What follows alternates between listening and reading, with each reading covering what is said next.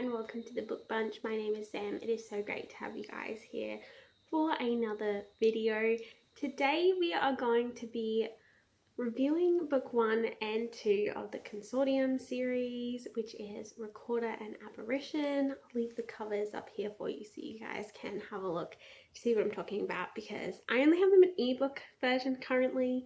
I am 100% going to get a physical copy of both of them though, because this series is so good. They were both 5 out of 5 stars. I have already talked about Recorder, I know, in a previous video. I tagged it onto the end of another video because I really wanted to talk about it at the time that I had just finished reading it. But it's been a couple of weeks. I have since read Apparition because Celestia and I buddy read both books together, and it was such an amazing time. We had so much fun doing it. It was so good. I always love buddy reading with Celestia. But then I realized I never actually told you guys about Aberration, so I thought I would do that now. Also, am both excited and sad because the third book doesn't come out till next year. There is, however, going to be a short story set in the same world coming out hopefully between now and then, so I'm really looking forward to that. I've had a lot of fun. I've actually been chatting with the author, which is a lot of fun as well. Kathy, she is amazing. I highly recommend going and checking out her Instagram and everything and giving her a follow because she is awesome and she totally deserves it. She's such a great writer. But yes, I thought because it was such an amazing series, I should give it its own video, dedicate a video space for it. So here we go. If you have already seen my previous review, like I said, feel free to just skip to the part where I start talking about book 2, but otherwise buckle up because we're going to talk about it. So, Recorder, what is it about? So it is a Christian sci-fi. It is so good. I absolutely loved it, and I'm going to gush probably this whole video. But basically, what it's about is it's set in this world where there is this thing called the Consortium. And the Consortium are basically this separate body, but they basically run all of the governments, from what I understand. And they are a company basically of record keepers, and these record keepers are called recorders.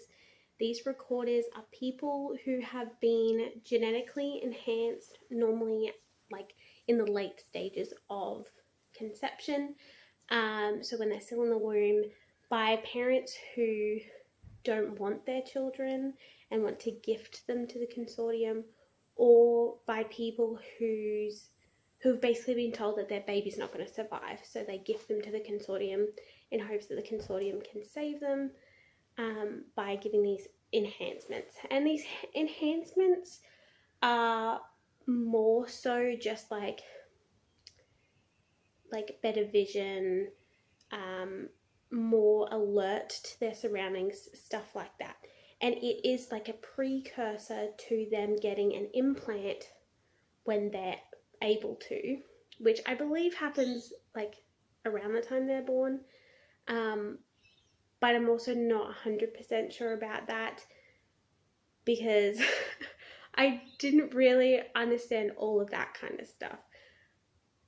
Because I don't know if like they get a separate implant when they're born and then they get another implant when they're older, and that's when they get their drones, or if it is just when they're older or what. I didn't quite understand all of that bit, but that's probably because the rest of the story was happening and I was too distracted with that to really focus on the lore. But yes, so these children get raised by the Consortium. They are stripped of all their identity, so they don't have names, they don't have any hair, they're completely bald, don't have any eyebrows or anything, because they're trying to make them like kind of removed from society and removed from any kind of identity that they might want to have for themselves, because their whole role is to be these recorders and record everything that's happening to the normal humans and everything with no bias. So they're not really even allowed emotions and stuff, and part of what the implant does is it helps to control their emotions. And when they do have an emotion, they get reprimanded for it, so hopefully they don't do it again, and they're kind of trained out of emotions. And because there is this non-bias kind of stance that they're going for, the recorders cannot intervene. Even if someone's life is at threat, they cannot intervene. And, or at least that's what the rules are. And yes, so these recorders, after a certain age and after they've kind of proven themselves a bit, they get assigned these drones that basically follow them around everywhere. The drones are what issue the reprimands. And the drones also allow these recorders to connect with like the consortium hive mind, essentially.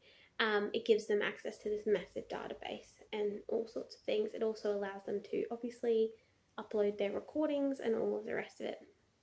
So that is kind of what the recorders are and what the consortium kind of is. The consortium is run by recorders that have been like leveled up essentially to be elders, and like basically what the elders say goes. And humans are kind of taught not to intervene with the recorders and to be very separate from them. Like they can't have any relationships with them or anything like that.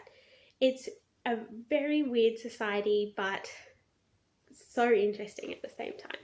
So Recorder is the first book, and it follows this one specific recorder as she is set on a mission to go to this outpost on a different planet where there's a research station that has gone dark a couple of years prior.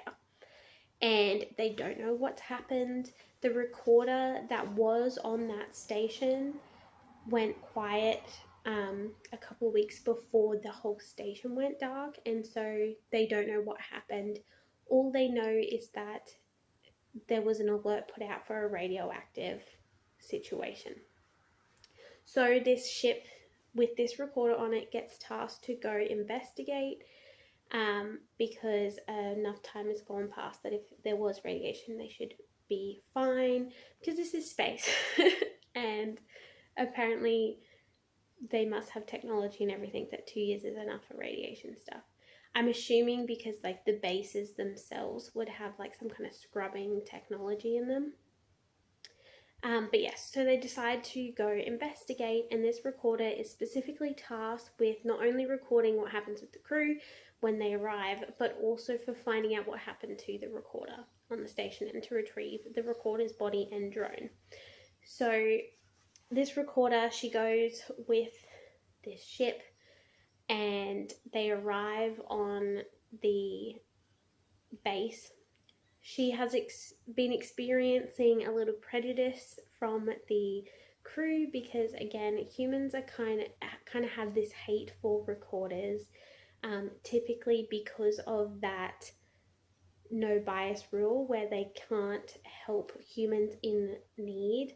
So a lot of recorders have witnessed deaths that could have been avoided if the recorder had been allowed to intervene, and so humans kind of hold this grudge against recorders for that. And so she's kind of experienced a little bit of tension with that, because some of the crew members have bad past experiences with recorders. And they arrive on this like planet. They go down to the research station. Everything is dark, and they start to investigate what happens. They end up finding that most of the people were put into like cryopod things, but most of the cryopods have failed just because of how long it's been and the fact that there seems to have been some kind of malfunction in the system, and so only 5 of the cryopods are still working. So they decide to take these 5 cryopods back on board, so that they can revive the people. And as they are doing that, they are attacked by these giant cockroaches. So beware if you don't like insects, specifically cockroaches, but they're attacked by these giant cockroaches. And it's like a really bad situation. Like their guns don't really work against them and stuff like that. And in the haste of the situation, this one recorder, in hopes to try and stop this cockroach, she kind of throws her drone at it, and her drone is destroyed by this cockroach. And it kind of causes her to kind of collapse and everything, because her drone being killed fries the implant in her brain. And they all manage to get back onto the ship. The doctor manages to heal her, and she wakes up as a non-recorder because her implant's gone. She can't be a recorder anymore. Her drone's gone. She's now has full access to all her emotions for the first time, and so that is like having its full effect on her. And the doctor basically tells her, like, you shouldn't be here. Your implant was set to kill you if something happens to your implant, because basically the consortium doesn't want recorders to be alive if they aren't recording and have their implants and their restrictions and stuff, because it breaks the non-bias rule. So if an implant is damaged, it basically triggers a self-destruct throughout the body and tries to kill the recorder. But this doctor wasn't going to stand by and let that happen, so he intervened and managed to save her before the self-destruct could kind of do enough damage to be irreparable. So then the actual story is about her navigating this non-recorder recorder realm, because it's never really happened before, and she's obviously trying to war with all these emotions that she's experiencing, because now she's not being reprimanded every time she has an emotion towards a situation, and she's trying to learn to interact with these people who have this bias against her, but some of them are like trying to help her because they understand how like distressing this is and how she's not really a recorder anymore, and she's trying to navigate all of that, and like whether or not she should be making friends, whether or not she should still be recording information or not, like what she should be doing, if she should be reporting stuff to the consortium or not. And it's this whole thing, and it's a crazy ride. Throughout this story as well, they find out that the reason that I will just pause for a second. If you don't want any, like if you want to go in pretty blind to the story, like the overarching story, stop here. But if you're okay with knowing what the whole series is about, you may proceed.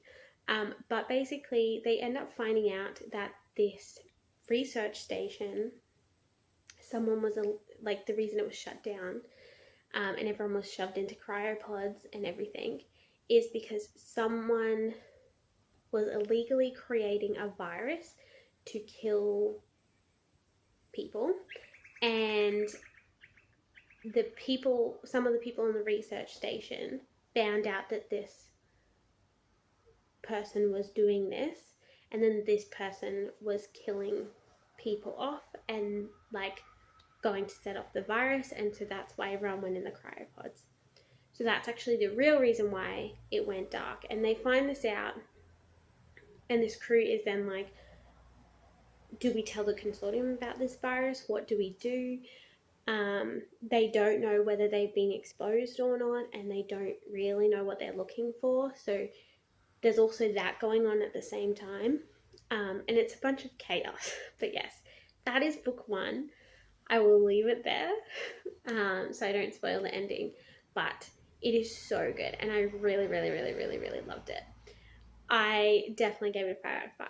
I love this. I normally like don't love like first person perspectives and everything, but I did like it in this story purely because it's written from the point of view from the recorder, as if she is recording all of these things that is going on.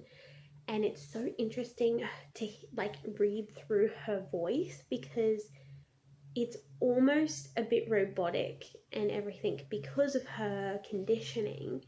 And it's so interesting watching her grow and seeing her internal struggles with decisions and thoughts and feelings, and friendships and all of the rest of that kind of thing. There is also flashbacks throughout the book of various different characters, so you kind of get some context as to why they are the way that they are. It's so good. I do highly recommend it. There are so many secrets and twists and turns and like mysteries throughout this series. Like, I feel like you can't even turn more than 5 pages without there being some kind of new bit of information that you're like, oh my goodness. Like, the way this is written, the story is so weaved so well together. It is very much so like how Brandon Sanderson is that next level of storytelling, where like there's 100 different things going on and he shows them to you bit by bit, and then they all kind of come together seamlessly. And it's very, like, Kathy very much so writes like that, and it is brilliant and I love it. This is definitely my favorite sci-fi series I've ever read, especially Christian sci-fi. Like, I thought Oxygen and the Fifth Man were really good when Celestia read that. And I do love, like, Starsight and all of that, and, like, the whole Cytonic universe. They are still up in my top 10. However, Recorder and Aberration take the cake, and I cannot wait for book 3. But anyway, moving on. Book 2. So if you don't want any spoilers, again, don't watch this part of the video. But I'm going to try and give you a brief overview of book 2 without giving too much away. But essentially, book 2 is about the Recorder again. She is she's been reclaimed by the consortium, and they are not happy with her and what has transpired with her losing her drone and everything, and they are sending her away to be assessed by the elders so that they can decide what they are going to do with her, and none of the options are good.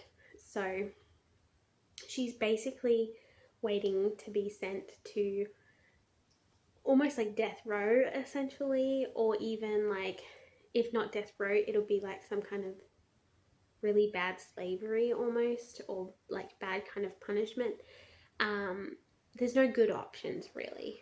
And so she like willingly has given herself up because she doesn't want to get anyone else involved in trouble for what's happened. So she goes with them, and she's on this ship on their way to the consortium and she's like in a prison cell being interrogated by these other recorders and these minor elders.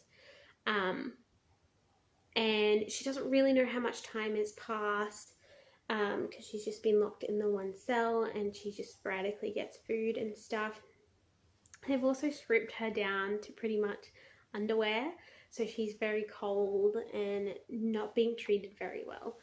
And then these young people break into her cell, and they're like, Recorder, we need your help. There's rogue drones like going around on the ship, and they're killing people. We don't know what's happened to the other recorders. We don't know what's happened to all of the people, but we think they're sick. And so she is like, okay, I will help you with the drones.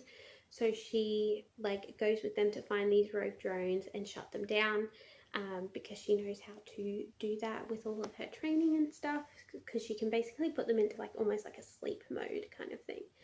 And so they do that. Again, these are new people, so she is once again experiencing prejudice and stuff from some of the members that she encounters, while some of the other members are trying to stick up for her.